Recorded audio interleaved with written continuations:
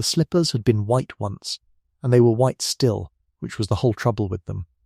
They lay at the bottom of the linen press in the north bedroom of Ilsington Grange, folded in tissue that had yellowed to the colour of weak tea, and their soles were as clean as the morning they were carried out of the shop in York. White satin, a narrow ribbon at the instep, a rosette no bigger than a thumbnail. They had cost more than the family could comfortably spare in the spring when Adelaide Fenwick was 19, and they had been bought in the perfect certainty that they would be ruined by Christmas. Because that was what such slippers were for. A girl wore them through in one winter of dancing, and then she was spoken for, or nearly so, and the ruin of them was the proof of a life that had begun. 9 years had gone by. The rosettes had not lost a stitch. Adelaide took them out twice a year, in April and in October, to shake the moths out of the tissue and lay a fresh lavender bag beside them. She did not try them on. She had done that once in the 2nd year, and had stood in her stockinged feet in the cold room with the satin in her hands, and understood something plainly enough that she never needed to learn it again. Then she had folded them away and gone down to see about the pig. The Grange stood at the shallow end of the Vale of Kelder, where the moor came down in long brown shoulders to meet the water, and then thought better of it, and went back up again. It was a plain house of grey stone with a slate roof that had been patched in 3 places and wanted patching in a 4th. Rooks lived in the beeches along the drive and made their opinion of every arrival known. In winter the light came into the front rooms for about 4 hours and then withdrew like a servant who had done what was asked and no more. Adelaide's mother had died in the north bedroom in the November, when Adelaide was 19, after 11 months of dying, and Adelaide had sat with her through most of them. Her father had followed 5 years later, more quietly, in his chair, with the paper open on his knee at the price of wool. What was left after him was the house, the home farm, 200 acres of indifferent grazing, a name that meant something in the Vale and nothing at all outside it, 3 sons, and a daughter. The sons were Hollis, who was 34 and master of the place, Peter, who was 31 and had never in his life been asked to be anything, and Miles, who was 24 and did whatever the other 2 did, half a beat behind, laughing before he had properly heard the joke. Adelaide kept the books. That was not a figure of speech. Every quarter day the tenants came to the little room behind the dining room that had been her father's business room, and it was Adelaide who sat at the desk with the ledger open and the Standish uncapped, because Hollis was almost never there and could not be trusted with a column of figures when he was. She knew what every field in the Kelder yielded and what it had yielded 5 years before. She knew, to the shilling, how much her eldest brother had lost at cards in the last 2 years, because she was the one who moved the money about to cover it, taking from the roof and giving to the debt, and then explaining to the roof, in her own mind, that it would have to wait. None of this was ever spoken of at dinner. At dinner she poured, and passed, and listened to Hollis explain the plan he had for improving the low pasture, which was the same plan he had explained the year before, and would not be acted upon this year either. When she spoke, the conversation waited politely for her to finish, and then resumed where it had been. She had grown so used to this that she sometimes did it to herself, stopping in the middle of a sentence, because she had already heard how little it weighed. She was tall. That was the first thing anyone noticed, and generally the last.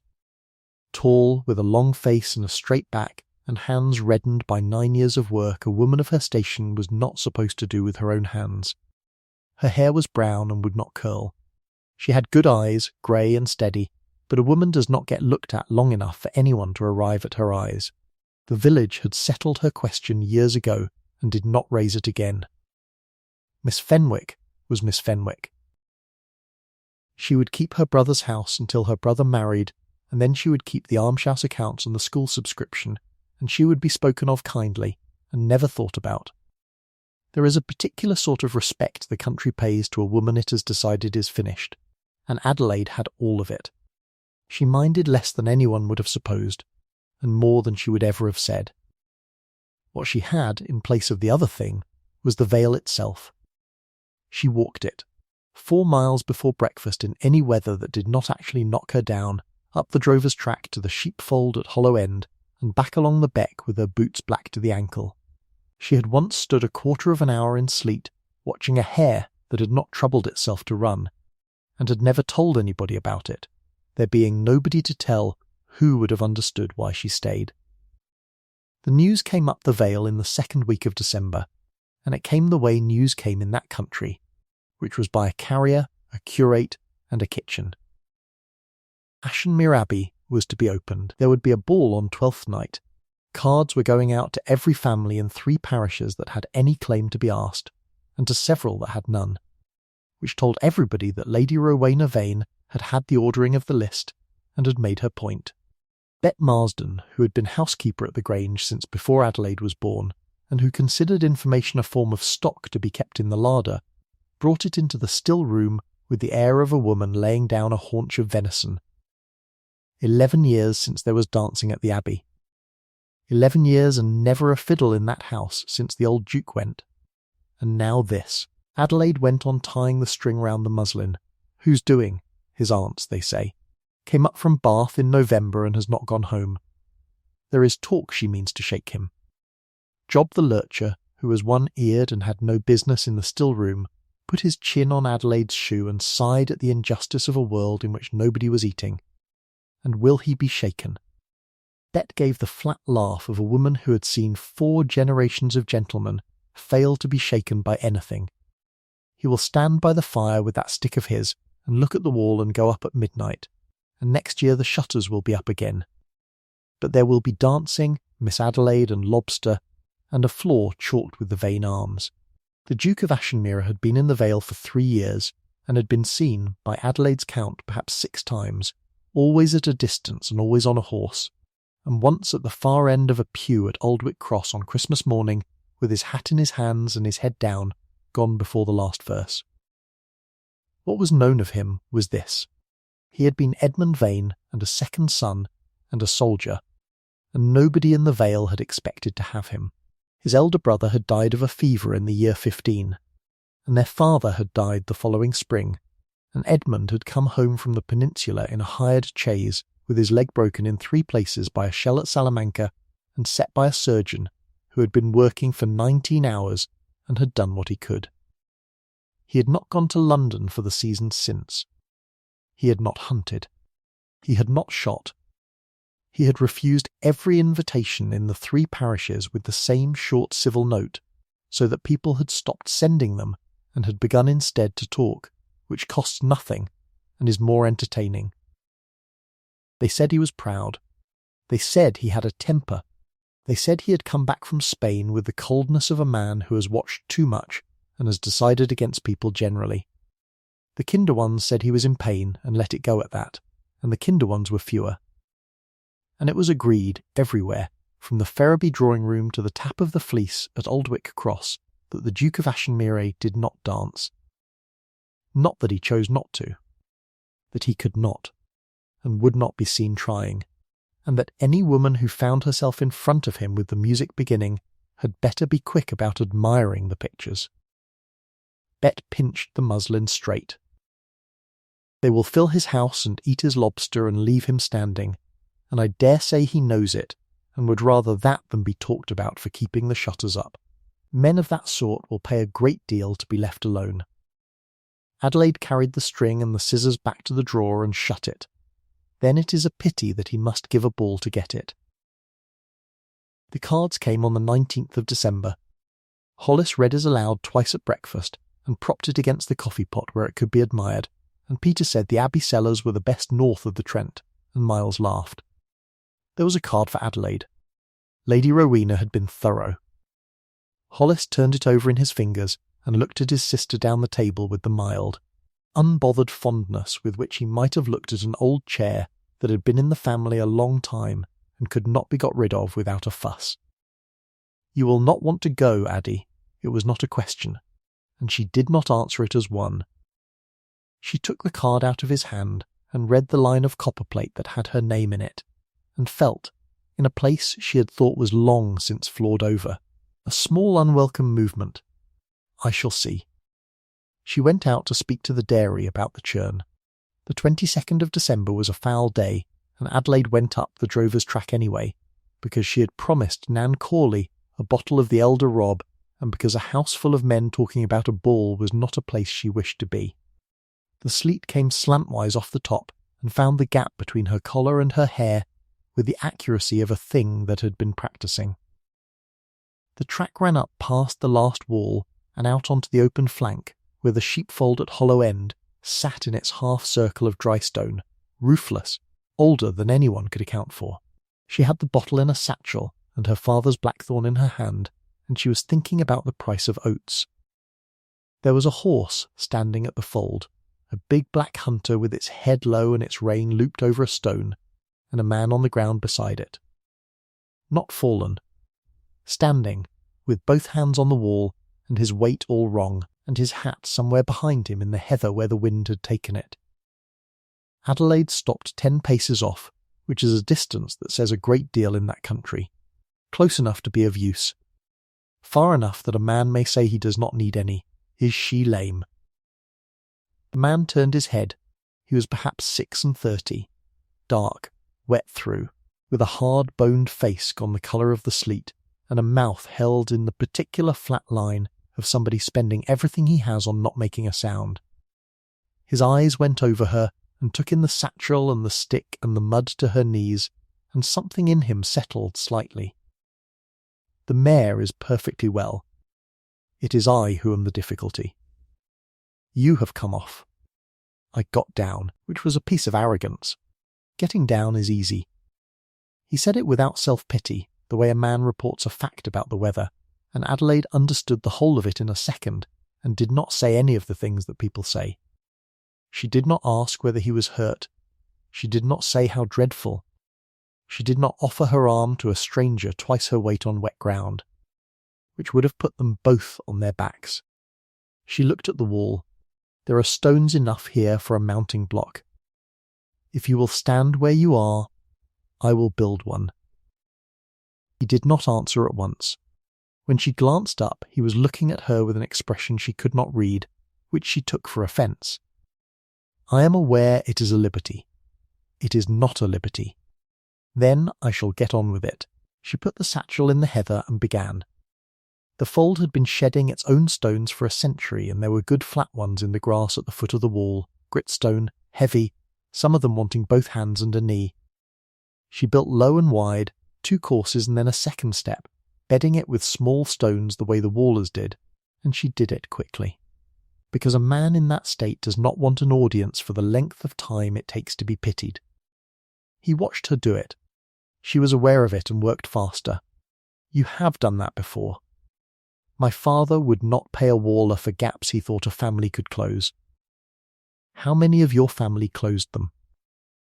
1. She set the last stone and stood back and knocked the grit off her palms against her skirt. It will hold. Take the far side and let the mare have her head. She will not move. She is half asleep. He came off the wall in 3 steps, and she saw what it cost and had the decency to be looking at the horse. He got a hand into the mane and put his bad leg on the lower course, and there was a moment, a very bad one, when the whole thing hung, and then he was up and across and sitting, and the black mare shifted and steadied and put her ears back at nothing at all. He sat for a moment with his jaw set. Then his breathing came down and he looked at her from the height of the horse, and something in his face had opened by perhaps 1/4 of an inch. Where are you going with that bottle? Aldwick Cross to the almshouse.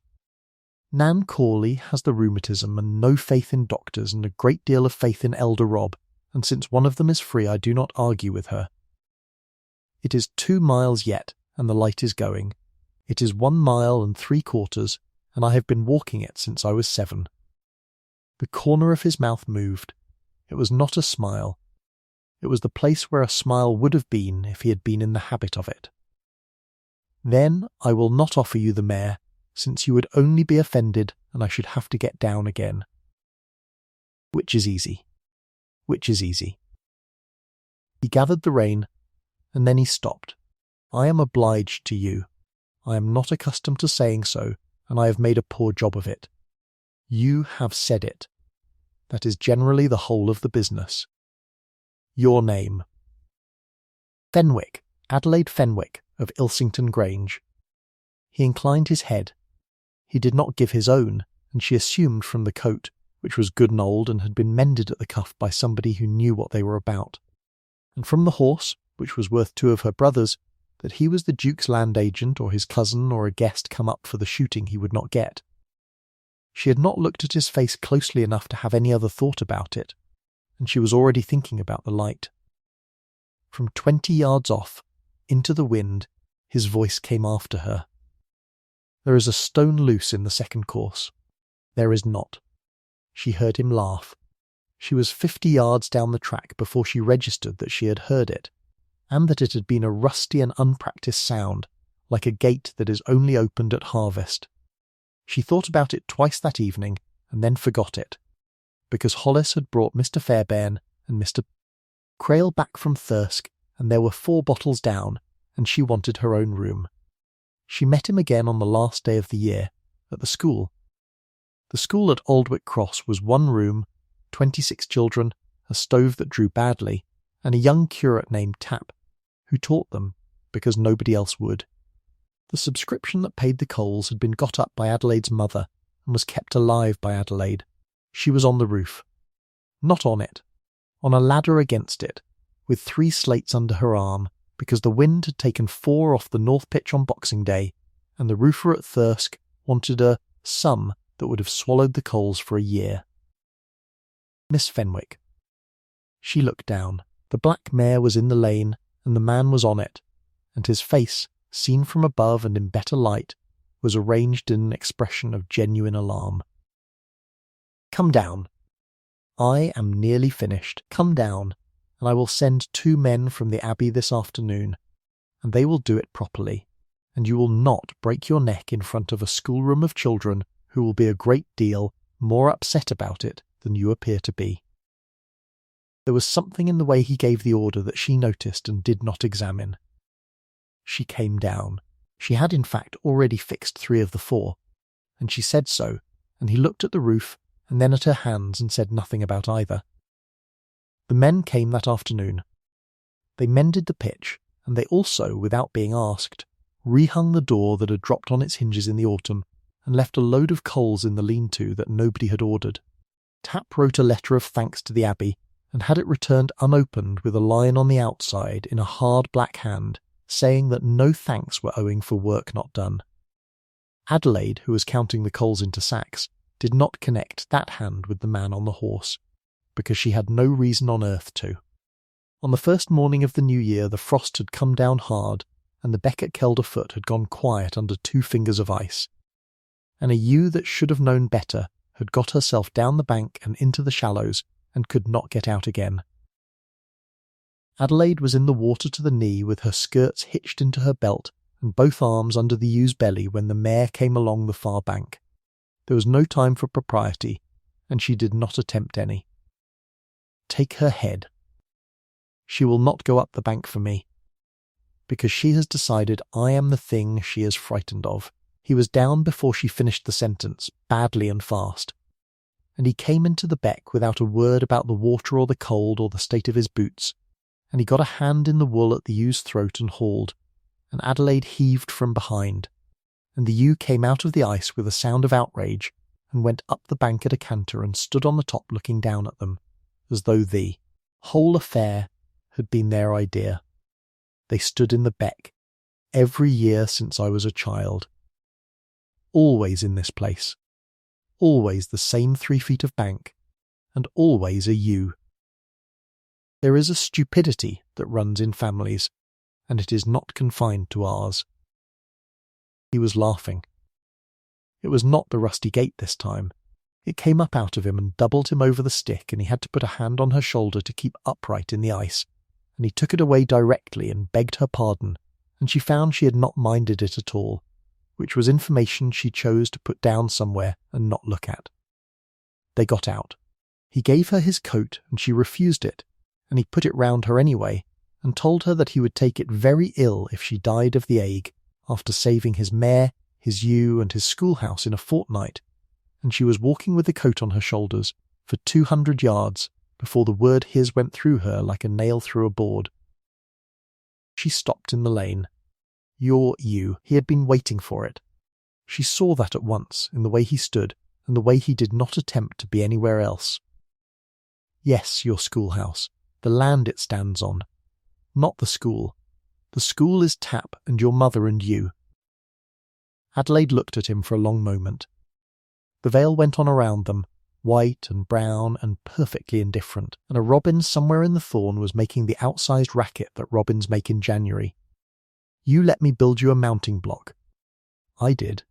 You let me stand on a ladder and tell you I was nearly finished. That was a great deal harder. You are the Duke of Ashenmere." "I am afraid so." She took the coat off her shoulders, folded it once over her arm, and held it out to him, and it was not anger. And he did not take it as anger, and neither of them was in the least deceived. "Why? Because you spoke to me as if I were a man who had got off a horse and could not get back on. Which is what I was. Nobody has done that in 3 years.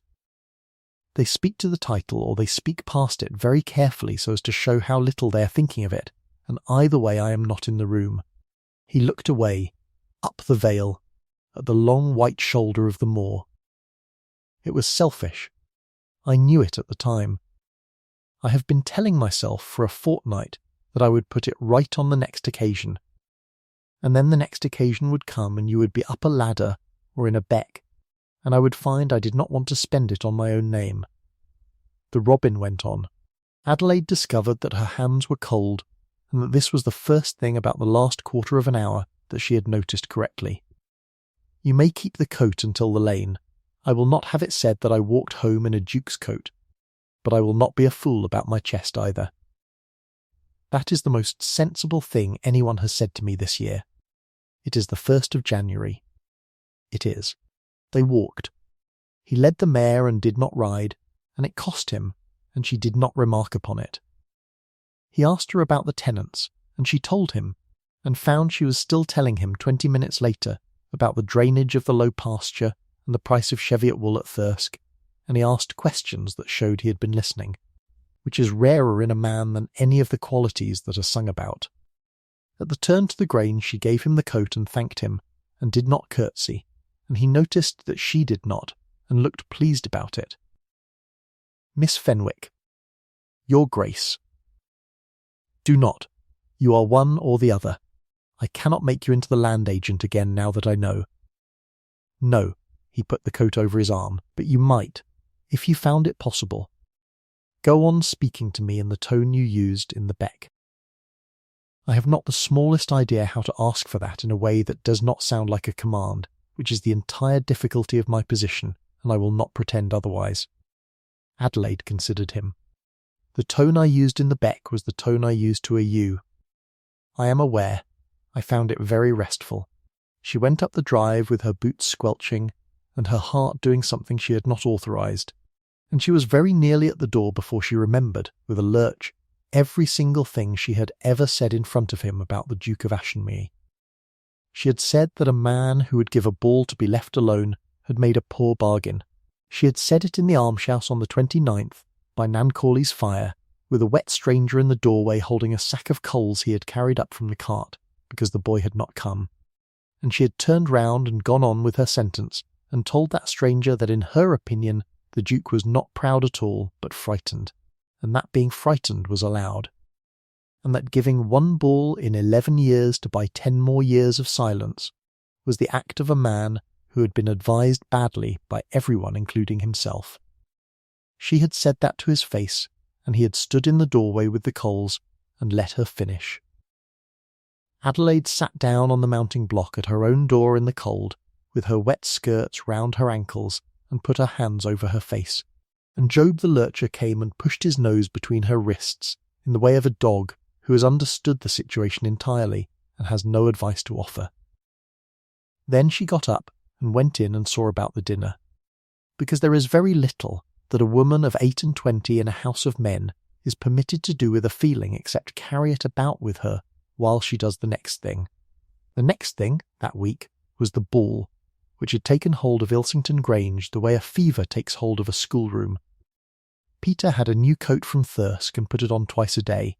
Miles had been practising the quadrille with a chair. Hollis had borrowed against the March rents for a hired carriage rather than be seen arriving in his own, and Adelaide had done the borrowing for him, and had sat afterwards looking at the entry for rather a long time. Her card was on the mantel in the north bedroom, propped against a candlestick where she could see it from the bed. She had not said whether she would go. Nobody had asked her again. The wager was made on the 3rd of January in the dining room at Ilsington Grange at some hour past midnight, and Adelaide heard the whole of it from the passage with a candle in one hand and the ledger under her arm. She had come down because she could not sleep, which was itself unusual and which she was declining to investigate. The dining room door stood ajar, and the smell of port and coal smoke came out of it, and there were 5 men in there, her 3 brothers and Fairbairn and Crail, at the stage of an evening at which the talk turns to whatever is nearest and softest. Fairbairn was on the subject of the ball. Ashenmere will not stand up. He has not stood up since Spain. Ferriby's girl may come in cloth of gold, and he will look at her over the top of his glass and go up at midnight. Peter found that funny. Then Ferriby's girl will have the disappointment of her life, and I shall be sorry for it for the length of one glass. There is no woman in 3 parishes with the nerve to ask him. That is what interests me. He is not a man you ask. You would want a hussar. And then Hollis, in the easy, carrying, comfortable voice of a man among friends, a voice she had heard through that door for 34 years. You would want a woman with nothing to lose. Which, gentlemen, is the one commodity this house is not short of. The laugh took a moment to come. When it came from all of them. Fairbairn was delighted. Not Miss Fenwick. Why not? She has asked. She has a card. She will stand by the wall with the mothers all night in whatever my mother left her, and she will come home and put it away and be perfectly content, because that is what she is for. A chair creaked. But I will tell you this. If Addie walked across that floor and asked the Duke of Ashenmere to dance, I would sell the low pasture. You would not. £50. £50, says my sister, does not ask him. She has not the nerve, she has not the wish, and she has too much sense, which is the whole of my sister in one sentence, and I say it in her favour. There was a silence of the kind that men make, when a thing has been said that is a shade worse than what they came for, and none of them wishes to be the one to notice. Then Crail took it. Done, 50-50, and I will lay another 20 that if she does ask him, he refuses her in front of the room.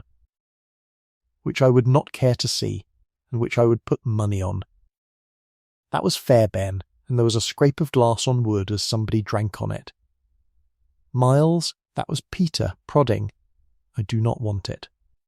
Miles will have 5 shillings on his own sister out of family feeling. I said I do not want it. There was more laughing, and the chink of the decanter, and Hollis saying something about the low pasture that she did not catch. And Adelaide stood in the cold passage with the candle burning crooked in her hand and her mother's ledger against her ribs. She was not crying. She noted that, distantly, as a thing worth remarking. She had not cried in the passage of that house since she was 19, and she was not going to begin over Hollis, who had never once in his life said an unkind thing on purpose, and had never once in his life troubled to find out whether a thing was unkind before he said it. What she felt, standing there, was much simpler and much colder than grief. She had been valued, out loud, in her own house at £50, and the terms of the valuation were that she would do nothing. She went back up the stairs with the ledger and did not take the candle into the north bedroom, because she did not want to see the card on the mantel. In the morning the men were at breakfast, cheerful and grey, and nobody said anything about the low pasture, and Miles could not look at her and put too much butter on everything. The second blow came at 11 o'clock, and it came from the ledger, which was the one place in the world where Adelaide had always been able to stand. She was reconciling the December account when she found the entry. £20, received, no source given, in Hollis's hand, which never appeared in that book at all if he could help it. She sat with it for a while. Then she went up to her mother's dressing case in the back room, and lifted the tray, and found the lining flat where the garnet cross had lain for 9 years. It was not a valuable thing, and that was somehow the whole of it. 9 small garnets in a plain gold cross on a worn ribbon. Her mother had held it in the last week, when she could no longer hold anybody's hand, and Adelaide had put it in the case herself, and had never worn it, because she had never been anywhere to wear it to. She found Hollis in the yard with the dogs. "You have taken my mother's cross to Thirsk." Her brother had the grace to colour, and then, being Hollis, had the greater misfortune to explain. It was in a case in a room nobody goes into. "Addie, be reasonable. There is a carriage to pay for, and the Fairbairns must be entertained after, and I cannot arrive at that house looking like a tenant. It is not gone. I shall have it out again in the spring after the clip. You will not." "I shall. You said that of your father's watch." She heard her own voice come out level and quiet, which was how it always came out, and which was exactly why nothing she ever said in that yard had ever landed. "You said it of the bay mare. You said it of the 6 silver spoons that my mother counted out to me the week before she died. There is no spring, Hollis. There has never been a spring." He put his hands out, palms up, in the gesture of a reasonable man beset. "Then take it out of the housekeeping, and let us hear no more about it. There is no housekeeping. There is what I make, and what I hide, and what I move about, so that you may go on believing there is housekeeping." And Hollis, who had been made to feel uncomfortable in his own yard by his own sister, did the thing that such men always do, which is reach for the nearest weight and put it on the scale.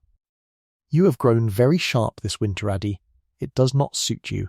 Nobody will thank you for it." She stood in the yard after he had gone in. The wind came down the vale, and the rooks went up out of the beeches and settled again, and Adelaide Fenwick understood, with a clarity she had spent 9 years arranging not to have, that she had made herself into a thing that could be kept in a drawer and taken out when it was needed, and that she had done half the work herself, and that nobody in that house would ever be so cruel as to tell her so. Because they did not think it was cruel. They thought it was what she was for. Miss Camilla Ferraby came the following afternoon. She came in a barouche with a footman and a great many furs, and she was 22 and genuinely handsome, and she sat in the cold drawing-room and drank the tea Adelaide made, and looked about her at the furniture, with a frankness that was almost admirable. She had heard and had driven over directly to say so that dear Miss Fenwick had been of some little service to the Duke on the moor. What a fortunate accident! He had spoken of it at Thorncote when he dined, and there was such a look upon Miss Ferraby's face at the word dined that Adelaide understood the whole visit and poured out a second cup. He is a man of very deep feeling under all that ice, and I do think it does him such credit that he is kind to everybody, even to people who can be of no use to him whatever, especially to those, I sometimes think. It is quite the loveliest thing about him. It is. And of course one must be careful, in the country, not to let kindness be mistaken. She set down her cup and smiled with real warmth, which was the worst of it. People will talk so, and it is always the woman who is laughed at. I should hate that for you. You have such a great deal of dignity, Miss Fenwick, and it is quite your best thing. When the barouche had gone, Adelaide went upstairs and took the card down off the mantel and put it in the fire. Bet Marsden found the corner of the card in the grate the next morning and said nothing about it for 6 hours, which for Bet was a form of mourning. Then she came into the still room with her arms folded. You will want the green silk taken in at the waist and let out at the shoulder. You have got broader in the back since your mother's day, which is what carrying does. I am not going. No, you may tell whoever asks that I have a cold. I shall tell them Miss Fenwick did not choose to go, which has the advantage of being true, and the further advantage of frightening them. Bet sat down on the stool by the copper, which she did perhaps twice a year. Sit down, Miss Adelaide. Adelaide did not sit down. I heard them. In the dining-room. My brother has laid £50 that I have not the nerve to ask the Duke of Ashenmere to dance. and Mr. Fairbairn has laid 20 that if I did, he would refuse me in front of the room, and my brother said, in his own house, at his own table, that I am a woman with nothing to lose. And the worst of it, Bet, is not that it was unkind, it is that it was accurate. I have spent 9 years making it accurate. You nursed your mother 11 months. That is what I am saying. It is not what you are saying at all. Bet looked at the copper. You have got it into your head that you were put away in a drawer. You were not put away. You were 19 and there was a woman dying in the north bedroom, and 3 great lads who could not so much as carry a basin, and you put your hand up, and nobody has ever once said thank you. But do not let me hear you call it a drawer. She stood up again and smoothed her apron. Green silk. Wednesday, Bet. Wednesday. Adelaide went up to Aldwick Cross that afternoon with the last of the elder Rob, and sat in the almshouse by Nan Cawley's fire, and did not intend to say a word about any of it, and said all of it inside 4 minutes, because Nan Cawley was 91 years old and had buried 2 husbands and a great many opinions, and had the trick of silence that draws things out of people. Nan heard her to the end with her hands round the cup. And you will not go. I will not be walked into a room to be laughed at. No, the old woman turned the cup. Only you will not be laughed at for going, Hinny. You will be laughed at for stopping at home. That was the whole of the wager, and you have not understood it. Your brother did not bet that you would fail. He bet that you would not try. Stop at home, and you hand him his £50, and he will never know he was given it, and you will sit at that table another 9 years pouring his tea, and every time he laughs you will hear that dining room. Adelaide looked at the fire.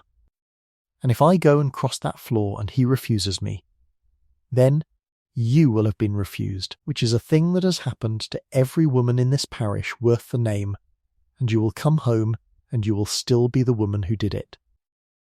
There is a great difference, Miss Adelaide, between a woman who was not chosen and a woman who never stood up. The first one has a story. The second one has a drawer. There was a very long silence in the almshouse. The peat shifted. You have been talking to Bet Marsden. Not for 11 days. Adelaide walked home over the top in the last of the light, up past the sheepfold at Hollow End, where a low, wide mounting block of gritstone sat against the wall in 2 neat courses, with the small stones bedded in, exactly as she had left it, and would sit there for another 60 years and be used by men who never knew who built it. She stood by it for a while. Then she went down to the Grange, and up to the north bedroom, and opened the bottom drawer of the linen press, and took out the tissue that had gone the colour of weak tea. The slippers were as white as the day they came out of the shop in York. She sat on the edge of the bed with them in her lap and turned them over, and looked at the soles, which had never touched anything but the paper they were folded in, and she thought about the girl of 19 who had brought them home and put them away for the season that was coming, and who had been so entirely certain that the season was coming. She put them on. They fitted. That was somehow the thing that undid her, after all the rest of it. 9 years, and her feet had not changed at all. On the morning of 12th night the sleet came back, and Hollis stood in the hall in his good coat, and said that of course Addie was not coming, and it was the sensible thing, and she should have the fire in the drawing-room to herself, and Bet would make her a posset. I am coming. Her brother turned round. She was at the top of the stairs in her mother's green silk, let out at the shoulder and taken in at the waist, with her mother's shawl and her mother's plain gold earrings and nothing at her throat, because the cross was in a shop in Thirsk. Bet had done her hair for an hour and a half, and had got it to lie the way it had lain in the one portrait anybody had ever taken of her mother. She came down the stairs. Peter had stopped with one arm in his greatcoat. Miles had gone the colour of the wall. Hollis looked at his sister for a moment with an expression that she would remember for the rest of her life, because it was not cruelty. It was calculation, arriving late and cheerful, and finding everything satisfactory. Well, well. Bravo. Addie, there is room in the carriage. Ashenmere Abbey had been built out of the bones of a real abbey by a Vane who had no more respect for the church than his king had.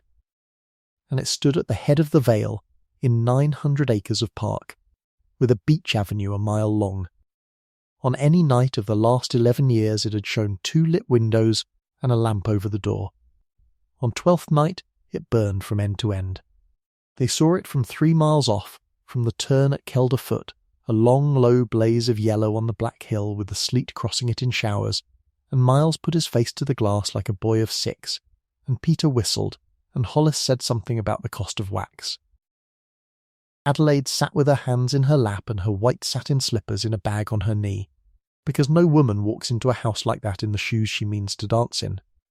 The hall took her breath, and she was cross with herself for it, and then she looked at the great stone screen and the 200 candles and the ivy up the balusters and gave in and let it, because a thing may be vulgar and still be beautiful.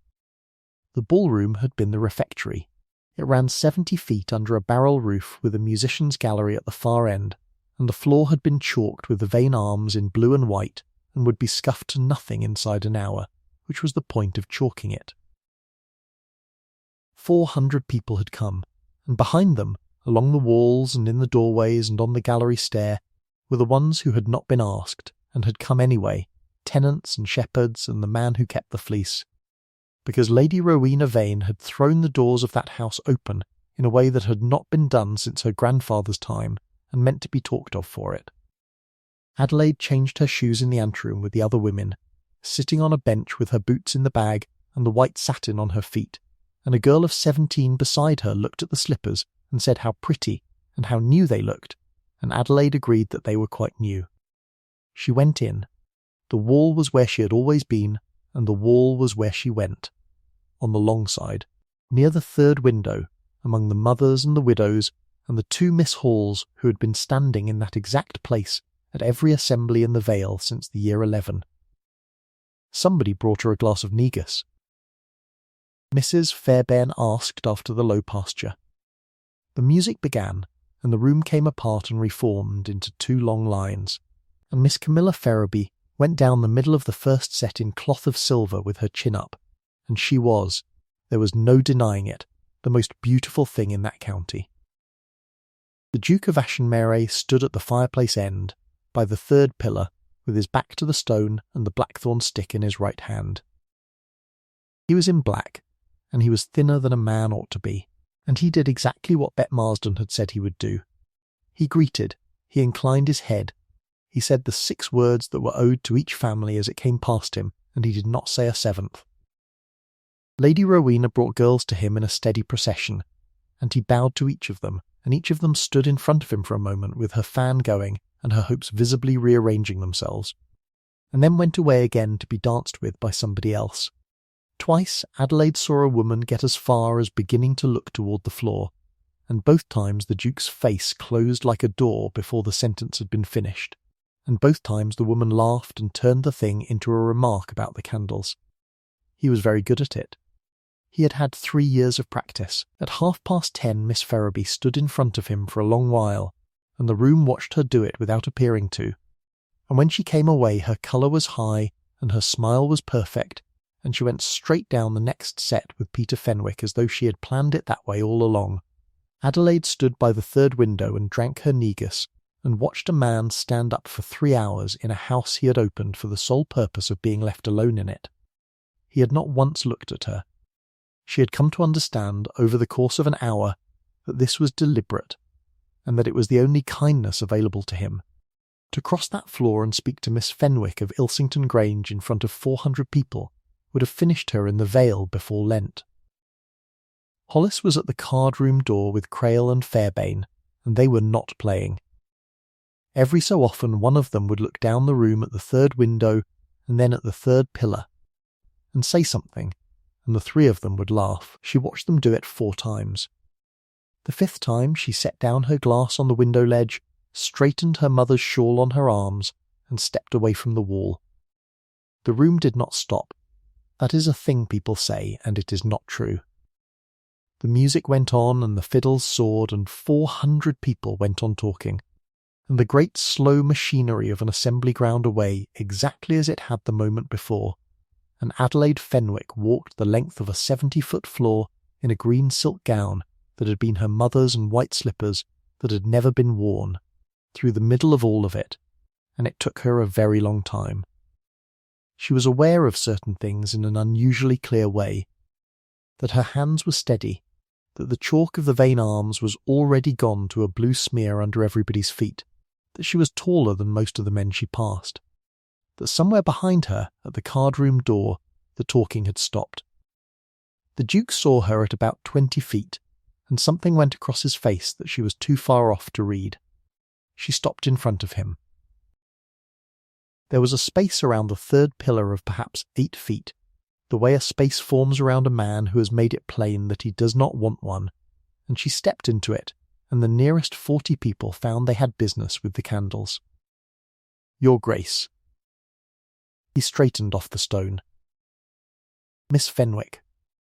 Her mouth was dry, and she found she did not mind. She had built a mounting block in sleet for this man, and hauled his ewe out of his beck, and told him to his face what she thought of him before she knew who he was, and she had walked 70 feet across the floor of his house, and there was, at the end of all of it, one sentence left, and it was a short one.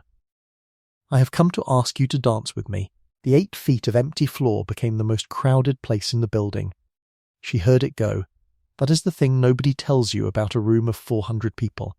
It does not gasp. It transmits. It went out from the third pillar in a ring, the way a stone goes out in a pond, a turning of heads and a dropping of voices, and the small collective adjustment of a great many people arriving at the same idea at once, and by the time it reached the card-room door, 3 men there were already laughing before they had properly heard the joke. Adelaide stood in front of him with her hands at her sides, and did not look away from his face. Afterwards, people in that Vale would argue for 30 years about how long it took him to answer. Some said a full minute. The 2 Miss Halls said 3. It was, in fact, about the length of 2 bars of a country dance, and in it the Duke of Ashenmere looked at her, and then, very briefly, passed her shoulder to the card-room door, where 3 men were laughing. And Adelaide watched something arrive behind his eyes that she had seen once before, in the beck, in the half-second before he came off the bank and into the water without a word about the cold. He handed his stick to a footman. "Then you had better take my left hand. The right one is going to be busy holding me up, and if we are to be a spectacle, I would rather we were a competent one." The fiddles had faltered in the gallery. Lady Rowena Vane, who is 70 years old and had been waiting 11 years for something to happen in that house, put her fan up over her head and made a small circling motion at old Ambrose Tate.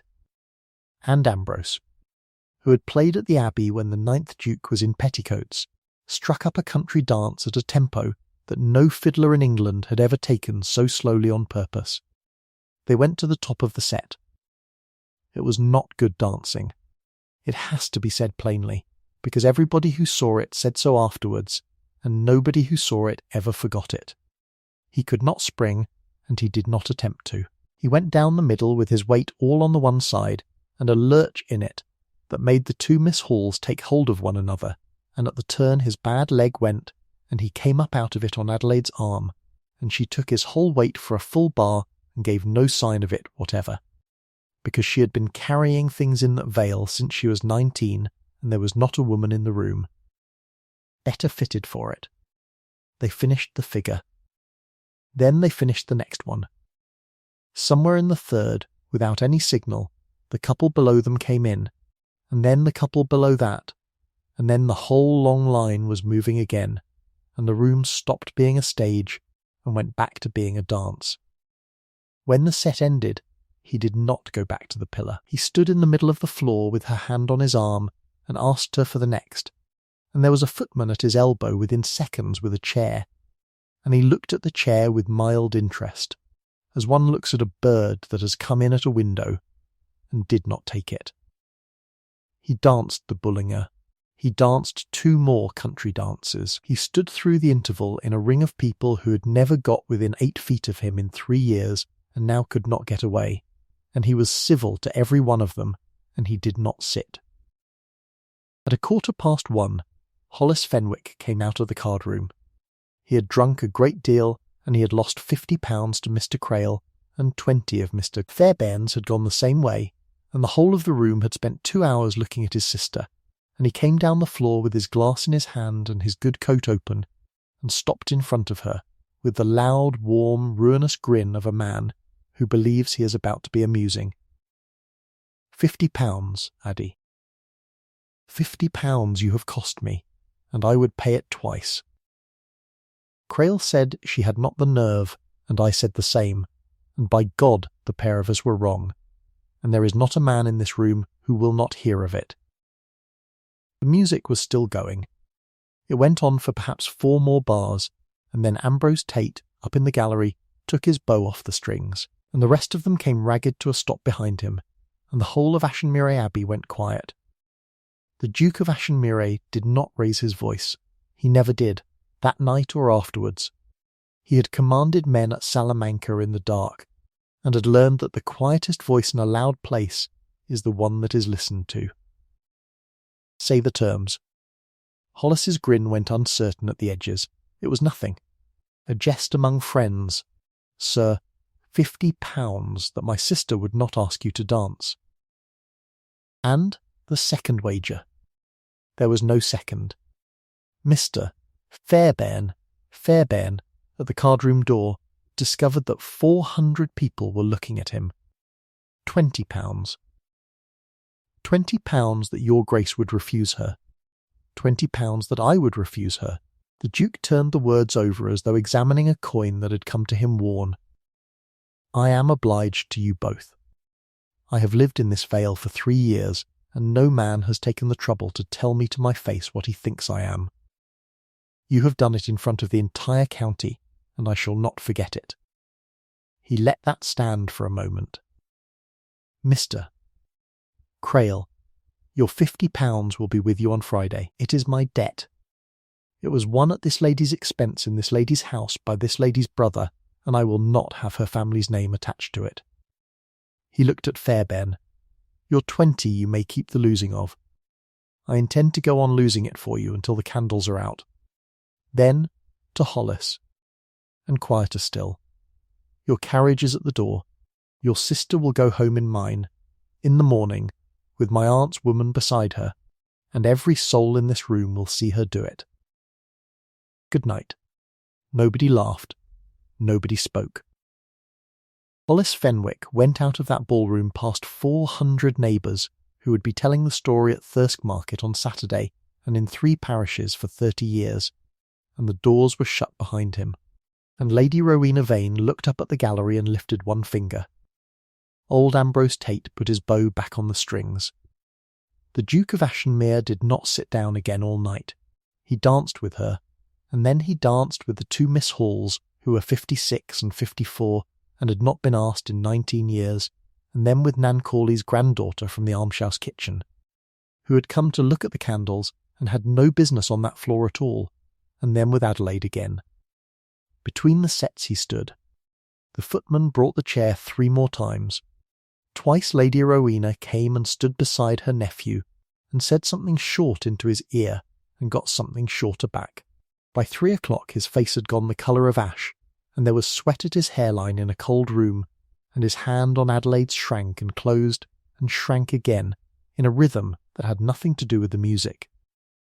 At 3:30 she took him aside behind the great stone screen where nobody could see, and stood in front of him. Sit down. There is no one here. I will stand in the way. No, you have made your point. It was made an hour ago, and it was made at the top of the room where everybody heard it. I have not made it. He put his shoulder against the screen and let it hold what the leg would not. If I sit, they will say his Grace was gallant for a set or 2, and then his leg gave out, and the poor woman was quietly let go. They will say I did it out of pity, and you will hear it in this Vale every week for the rest of your life. He breathed. So I shall stand until the last fiddle is put away, and then there is nothing left for them to say except the truth, which is that I stood up because you crossed that floor, and I had been waiting 3 years for somebody to. Adelaide put her hand flat on the front of his coat. You knew about the wager. Your brother Miles rode over on the 4th, and stood in my hall and told me, and cried, and was sick in the yard, and is a better man than either of the others, and will want looking after. The Duke closed his hand over hers. I have known for 2 days, and I would not send you word, and I would not look at you once tonight, and it was the hardest thing I have done since Spain, because it had to be yours. If I had gone to that window and asked you, they would have been right about every single thing they said in that dining room. And if I had stopped at home, then I should have stood by that pillar all night with a stick in my hand, and gone up at midnight, and been exactly what they think I am. The last dance at Ashenmere Abbey was played at 10 minutes past 6 in the morning of the 7th of January, by Ambrose Tate alone, the others having gone down for beer, and there were perhaps 30 people left in the room, and none of them ever forgot it either. The sun came up over the shoulder of the moor, and came in at the east windows onto a floor, with no chalk left on it at all. He proposed to her on the steps, in the frost, with the carriage coming round, and the rooks going up out of the beech avenue. I cannot kneel. I want that understood at the start, because I intend to be a great trouble to you, and you had better see the whole of it in the light. I have seen the whole of it. I built you a step out of your own wall. You did. He took something out of his pocket, and I sent a man to Thirsk on the 4th. It was a plain gold cross with 9 small garnets on a worn ribbon, and Adelaide Fenwick, who had not cried in the passage of her father's house since she was 19, stood on the steps of Ashenmere Abbey in the sunrise and wept like a girl of 9, and he stood there and held her, and did not say one word about it, which was the correct thing, and he knew it. She went home in his carriage with Lady Rowena's woman beside her, in daylight, past the Fleece and the school and the almshouse and every window in Aldwick Cross. They were married in the spring, in the church at Aldwick Cross, rather than the Abbey chapel, because she wanted Nan Cawley able to walk to it. Miles gave her away. Job the lurcher was not invited, and came, and sat in the porch through the whole of it, with his one ear up. But that first morning, back in the north bedroom at Ilsington Grange, Bet Marsden had taken the white satin slippers off Adelaide's feet, and turned them over and held them up to the candle without a word. The soles were worn through to the lining. Both ribbons had gone. One rosette was hanging by 3 stitches, and the other was somewhere on the floor of a 70-foot room at the head of the Vale of Kelder. Adelaide kept them. She had them until she was 81 years old, in a box, in tissue that had long since gone the colour of weak tea, and she took them out twice a year, in April and in October, and her granddaughters would ask her why she kept a pair of ruined shoes when the press upstairs was full of good ones, and she would turn them over and show them the soles. The drawer in the linen press stayed empty. Nobody at the Grange ever thought to use it for anything else. Thank you for listening to the story all the way to the end. Please tell us which city you're watching from and what the story made you feel. Don't forget to subscribe so you won't miss new stories.